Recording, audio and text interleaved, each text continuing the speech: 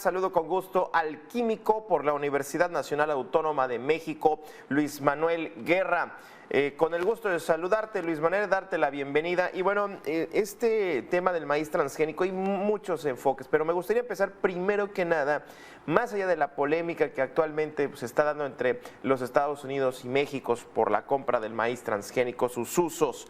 Esta administración prohibió ciertamente un tipo de uso del maíz transgénico. Y me gustaría llegar a eso en un momento. Primero, vamos empezando por lo más simple para que nuestra audiencia nos entienda. ¿Qué es el maíz transgénico? ¿A qué se le considera maíz transgénico? Bienvenido, Luis Manuel.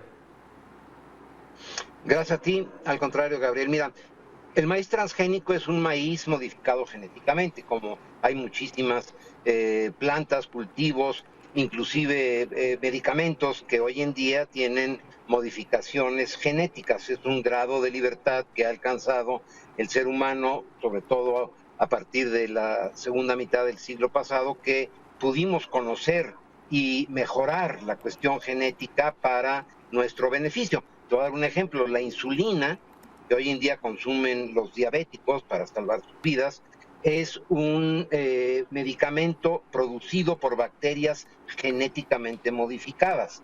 Hemos podido desarrollar bacterias genéticamente modificadas que ayudan a limpiar los derrames de petróleo, por ejemplo. Y en el caso del maíz, ya desde, ¿qué te diré?, finales del siglo pasado, estoy hablando de los años 1998, por ahí, se hicieron investigaciones muy importantes, tanto en Europa como en Estados Unidos, para proteger a los cultivos de las plagas, poniéndoles genes, o sea, haciendo una modificación genética para que la planta misma pudiera defenderse de las plagas y no recurrir a los plaguicidas. Es un beneficio muy importante.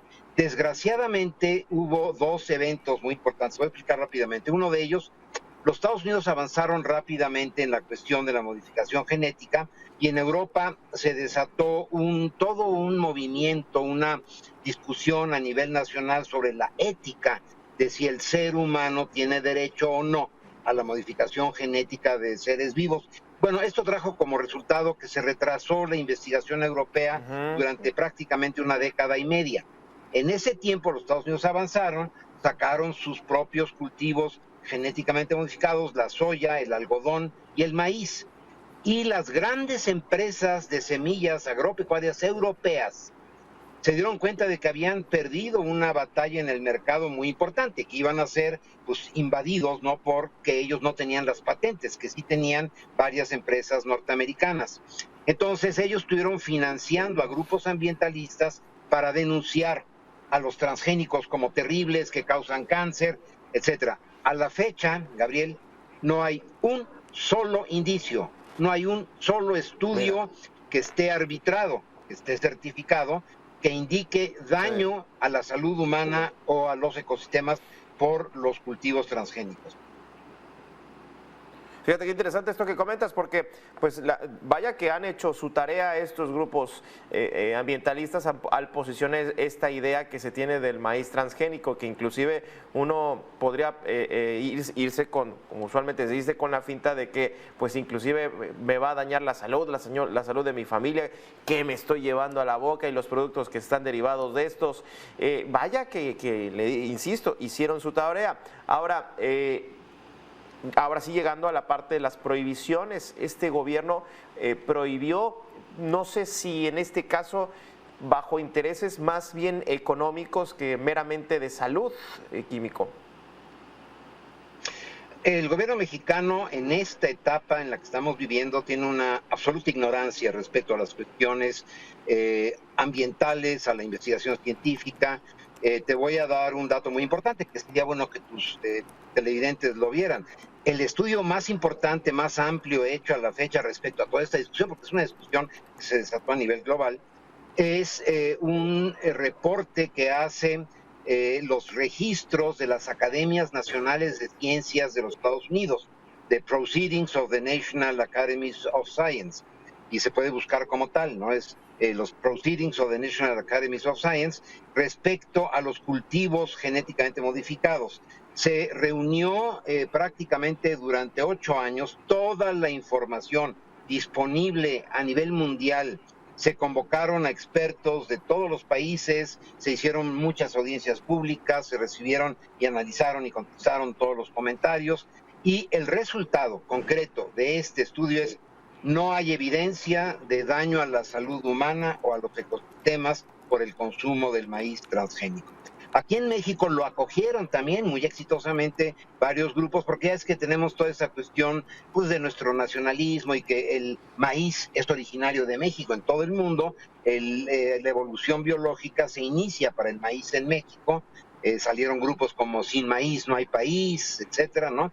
Y como es muy fácil estar descalificando a grandes empresas, a gobiernos, y mitificando estas cuestiones de el cultivo natural, sin conservadores, sin plaguicidas, etcétera, prendió mucho esta cuestión.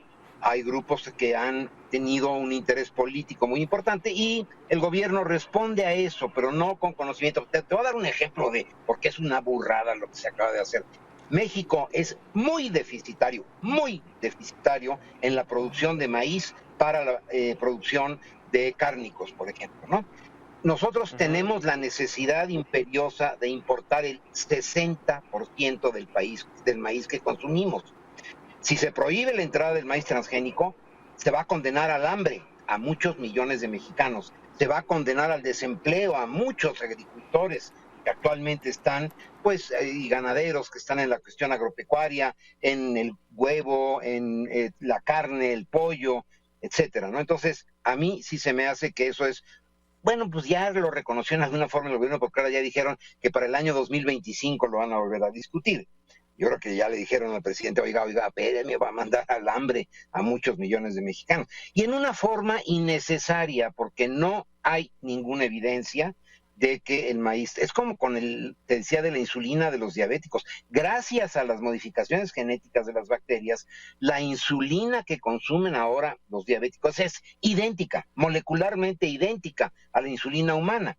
Antes se tenía que usar insulina del cerdo, que traía consigo reacciones de rechazo, enfermedad, muchos problemas, etcétera, ¿no? Hoy en día, gracias a los avances transgénicos, la insulina que consumen los diabéticos es idéntica. Igual con el maíz. México, déjame decirte, produce en el maíz de temporal entre 900 kilos y 1.1 toneladas promedio por hectárea. Con el maíz transgénico podríamos elevarlo a 22 toneladas por hectárea. Sería alimento sano para la gente. La cuestión transgénica la hace la naturaleza. La naturaleza transmite información genética de un animal, una bacteria, a una planta, por ejemplo, con el Bacillus thuringiensis, de primer año, ¿no?, de microbiología, como la naturaleza hace cuestiones transgénicas. Bueno, el maíz que consumimos, el maíz Sin Maíz No Hay País, es una modificación genética a través de la hibridación que hicieron nuestros antepasados precolombinos. Ellos combinaban, hibridizaban, hacían modificaciones genéticas, ¿no? Entonces, fue muy desafortunado esto que sucedió. Ya se dieron los europeos, que eran los rabiosos en contra porque no tenían una respuesta comercial, ahora son de los principales productores de maíz transgénico. También para el algodón, para la soya, son avances muy importantes que permiten la creación de empleos, la seguridad alimentaria y el avance científico. Pues, químico, muchísimas gracias por esta charla y por estas palabras. Gracias al químico por la Universidad Nacional Autónoma de México, Luis Manuel Guerra. Gracias por esta charla. Al contrario.